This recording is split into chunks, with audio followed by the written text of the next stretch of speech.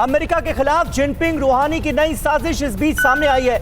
Middle east में नया मंच बनाने की तैयारी हो रही है। ईरान के एटम बम बनाने के पक्ष में जिनपिंग नजर आ रहे हैं। ईरान के विदेश मंत्री से मिले हैं चीनी विदेश मंत्री जावेद जरीफ से मिले हैं चीनी विदेश मंत्री वांग यी।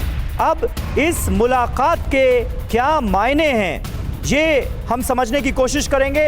रणंजय आनंद साहब हमारे साथ इस वक्त मौजूद हैं।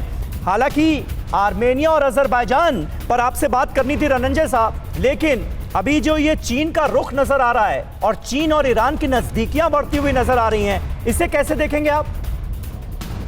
समीर साहब, जहां तक चीन की बात है तो ईरान हमारा दोस्त रहा है और ईरान के साथ हमने जो चाबहार सी पोर्ट डेवलप किया है वो कनेक्ट कर रहा है वाया ईरान अफगानिस्तान को कनेक्ट कर रहा है और वही हम लोग अपने चाबहार पोर्ट को नॉर्थ साउथ ट्रांसपोर्ट कॉरिडोर से जोड़ रहे हैं जो वाया अजरबैजान और रसिया निकल रहा है और आर्मेनिया भी उसमें एक पार्ट है। लेकिन सबसे बड़ी बात यह है कि अमेरिका के सैंक्शंस के कारण और उनके दबाव के कारण भारत ने ईरान से बहुत सारी कमी कर दी है तेल खरीदने में और चीन को मौका मिल गया ईरान को अपने खेमे में लेने के लिए। और भारत तो पूरी कोशिश कर रहा है कि ईरान रहे हमारे। इस बात पे बहुत ही ध्यान देना पड़ेगा भारत को कि ईरान हमारे खेमे से बाहर ना निकले।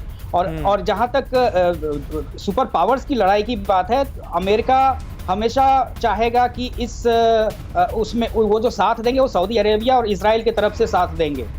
यही कारण है कि सऊदी अरेबिया और इजराइल के साथ देने के कारण ईरान उनके इससे, और चूंकि रशिया भी इस खेमे का है ईरान के साथ, तो एक बहुत ही कॉम्प्लेक्स सा सिचुएशन बनता जा रहा है और यहाँ पे जो सिचुएशन है वो वोलाटाइल हो जाएगा एनी टाइम किसी तरह। तो हमें चाहिए कि हम लोग भारत की तरफ से कम अंदरूनी ये बात होनी चाहिए अमेरिका के साथ कि आप कम से कम ईरान पे इतनी प्रेशर मत डालिए कि वो आपके खिलाफ ही हो जाए, क्योंकि असली लड़ाई जो हो रही है वो चाइना के खिलाफ हो रही है, जिसमें कि हमें जो अपना जो पावर है वो मजबूत करना है। खेमे में जो भी छोटे छोटे या बड़े बड़े मध्यम लेवल, सही बात है, बिल्कुल सबको साथ लेकर चलना होगा।